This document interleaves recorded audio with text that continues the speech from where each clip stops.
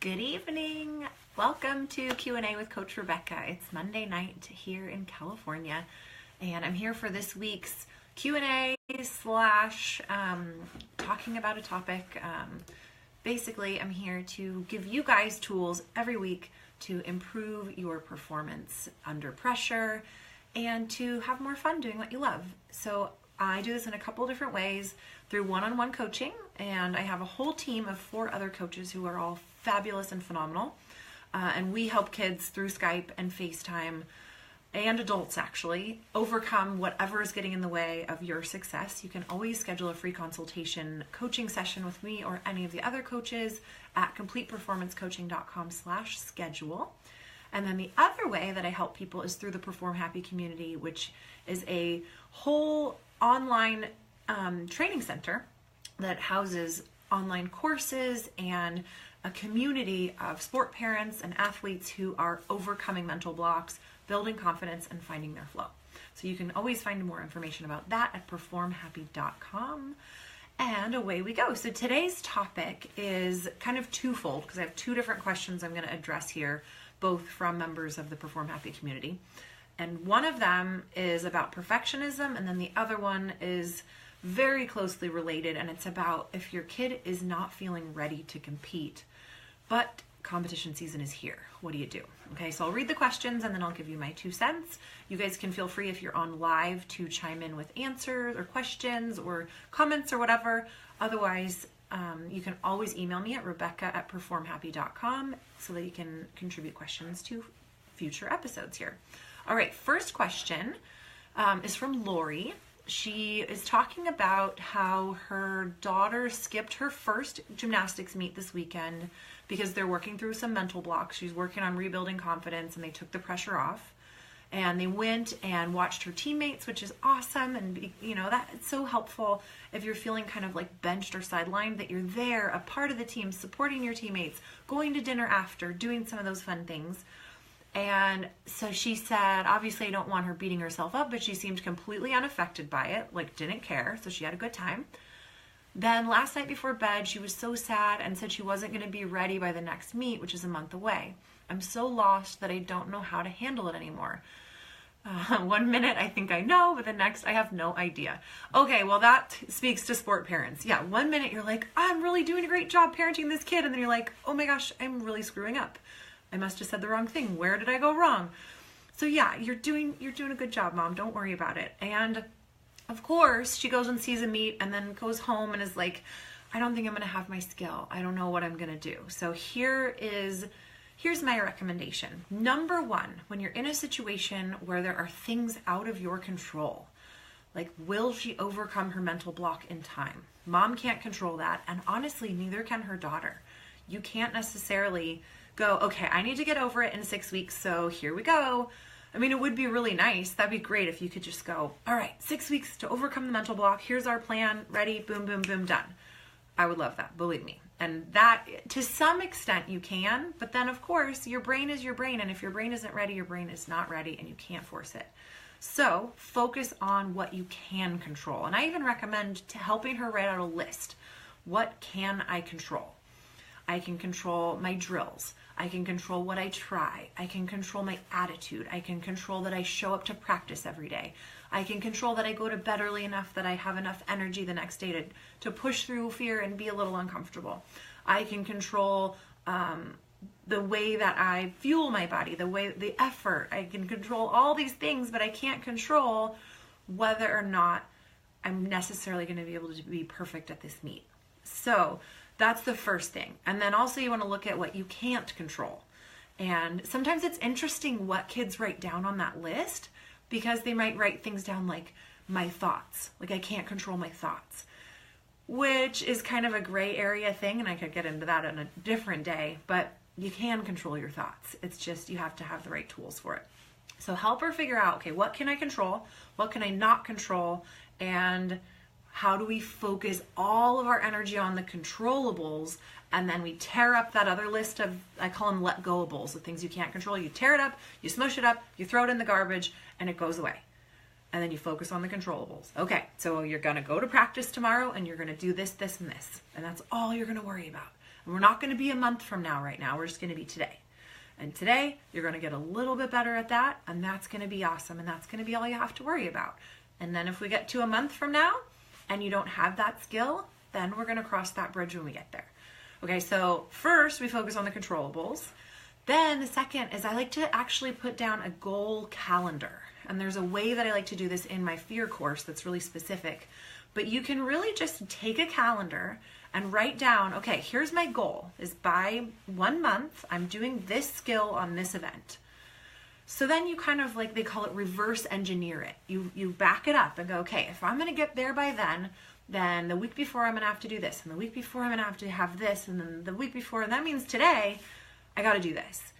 And then that can really kind of like give them the feeling of control. They come up with their steps, they come up with their calendar, and then they feel like, okay, I'm just going to try to do this little step today, and then tomorrow I have to do this one, and then the day after I have to do this one.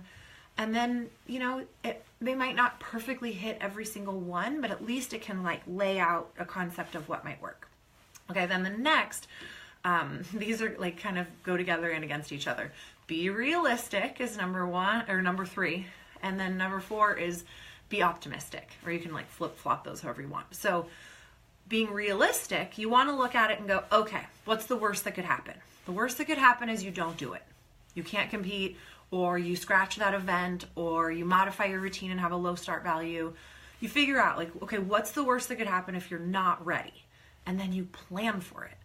Because often it's the mystery of what could go wrong that actually is worse than if you're like, well, this is what could go wrong and this is how we're going to handle it if it does. We have a plan. Okay, we don't have to be so scared of that, because even if it all goes wrong, then this is how we're going to deal. We're going to go cheer on your teammates, we're going to go to ice cream, or you're going to compete 3 events, or whatever it is. You figure it out with yourself, with your coach, with your parents. Figure out what's the plan for worst case, and then you don't have to totally dread that, because at least you'll be able to like not die. Okay, then be optimistic. What's the best that could happen? That's what we're aiming for. That's what's on your goal calendar. That's what you're getting excited about. That's what you're working toward, and you're like, I'm going to do it. I want to compete that meet. I really want to do it. And okay, if you don't get there in time, you're going to be okay. But like, let's try and get there. Come on, let's put all the effort possible in, because if it's possible, go get it. You're not going to get it by like, oh gosh, Eeyore. You're going to have to like really believe that it's possible and get up and go. Okay. So parents, help your kid talk options. Figure out what's the worst, what's the best, how can you get to the best case scenario? What are we going to do if we're at worst case scenario when that month comes up? And then ultimately the most important thing is let her be in charge. Let her decide her goals. Let her decide what's possible. Let her decide worst case scenario.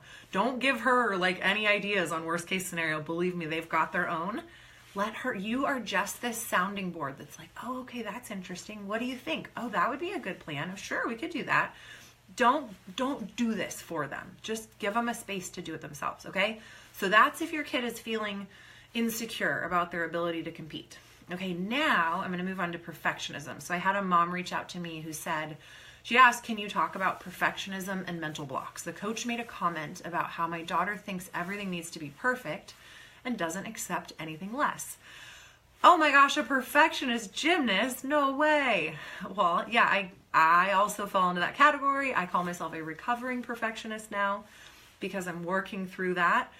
But, most kids who are attracted to an individual sport that's based on like 10 out of 10 scoring, or of course in the elite levels, it's like this insane scoring now, but yeah, we're going to be perfectionists. We don't want to like get up on a beam and fall off. We want to make it, and we want to make it perfect. We want everyone to love us, and it's going to be amazing, and then get those medals.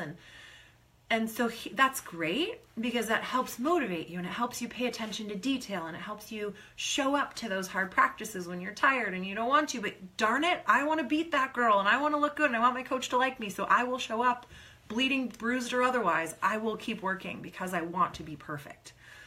But here's what needs to shift.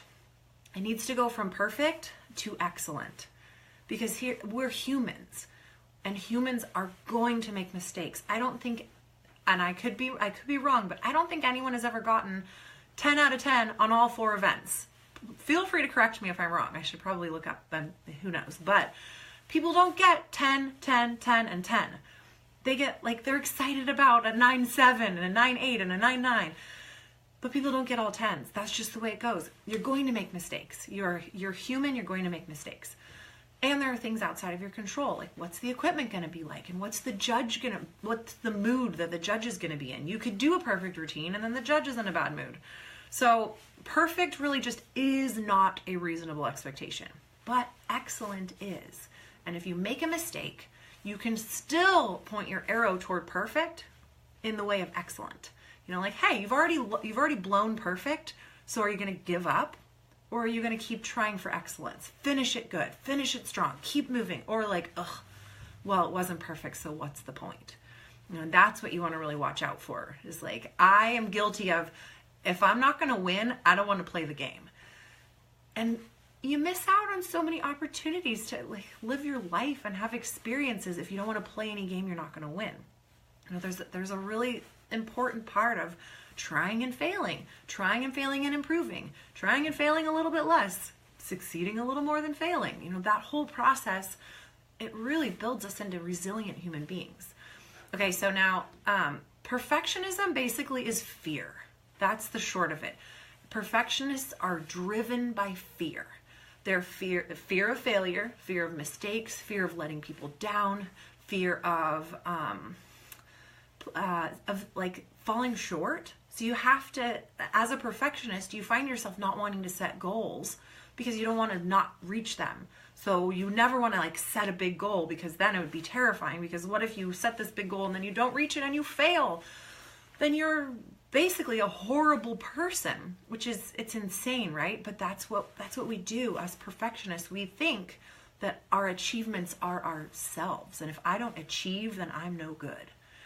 And that is not a good place to be from this like fragile ego standpoint. You end up falling apart every time you make a mistake, instead of going, okay, learned from that, move on. Those are the resilient people. Those are the people who make it far in sport. The people who fall apart every time they make a mistake, or fall apart in advance because they're afraid of making mistakes, which makes them make mistakes and becomes this self-fulfilling prophecy, which makes them tense, which then it sets them up for injury more likely. It's this whole like yucky cycle. So first thing you do to get over perfectionism is you legalize failure. Kind of like what I said before, how you figure out what's the worst that could happen. Okay, what if you fail? What will you do? How will you bounce back quickly? What will you do to get yourself back on track as quickly as possible? Because guess what? Your competitors are going to fail too. And if they freak out and fall apart and you don't, you get up and keep going, you are going to get it. It's not because you like were perfect. It's because everyone else fell apart because they were trying to be, and you just kept moving. You just tortoised your way through it. Okay? So instead of being afraid of all of those mistakes, you have to be able to be realistic. You know, you're going to make mistakes. Identify what are those potential mistakes. What are you afraid will go wrong, and have a plan for it. Plans are awesome because then you don't have to fear. You know, it kind of gives you this sense of control. Like, you're afraid of making a mistake. Okay, if you do fall, what will you do to finish up your routine strong? Then something that can actually start rewiring your brain in a permanent way is reflecting. It's a practice of actually sitting down after each practice and writing what went well. And this is the first thing. Perfectionists, it's really hard for us to go, what went well, especially if it felt bad. Well, nothing went well. That was horrible. Okay, well, you have to stop and think about 3 things at least that went well. All right, well, whatever. My hair was good, and I tried. And even if you're like rolling your eyes at yourself while you're writing down what went well, do it. Okay, then the second thing is what could have gone better. So of course you perfectionists are gonna be like, well, this was bad and bad and bad, bad, bad, bad, but you can only write down 3. And even if you had the very, very best competition ever, you're gonna have room for improvement, and you always wanna seek out room for improvement, okay? So you have 3 good things, 3 not so good things, and then the most important thing is 3 things you learned, 3 lessons. And my guess is you're probably gonna notice that those places where you fell short, those quote-unquote failures, is where you're going to learn. I learned I can't overthink it before I go. I learned that I have to stop and slow down and don't rush it. I learned that if I don't focus on my legs, I'm going to fall. You know, whatever it is that you learn then turns those failures into really good, valuable experiences that make your next competition better. And then you don't have to fear the failure because you're going to make mistakes. And then as long as you are paying enough attention, you learn from them. And then next time you improve. And that's what you're looking for. If every competition throughout the season you improve, then you're winning, whether or not you're quote unquote winning. That's what it should be. It's like, okay, first meet of the season, totally fall apart. It's fine. It happens. Next one, get a little better. Next one, get a little better. Next one, get a little better. And you might have some setbacks, but you learn from them and you keep going. Okay? So have a plan for what could go wrong. Accept mistakes, legalize failure, and just know you're not perfect, but you're going to be excellent as long as you can bounce back quickly and not have your whole ego destroyed anytime you make a mistake. This all or nothing thinking, it really doesn't help. All right, so that is my little chat. Oh, for another thing that I wanted to mention about the perfectionism and mental block connection is I actually did a whole training on breaking the fear cycle. So you actually would come up with your routines for bouncing back after setbacks. I talk a lot about perfectionism, and you can watch the replay of that free training at completeperformancecoaching.com/fear-cycle. And that's the fear cycle training. So completeperformancecoaching.com/fear-cycle. And it's like a 45 or an hour long training where I just go into depth on the perfectionism and some ideas on getting over mental blocks and building confidence. So if you want more, go there, download that, and then send me your questions, Rebecca at completeperformancecoaching.com or Rebecca at performhappy.com. And I will see you guys again next week. Thanks for joining me. Bye.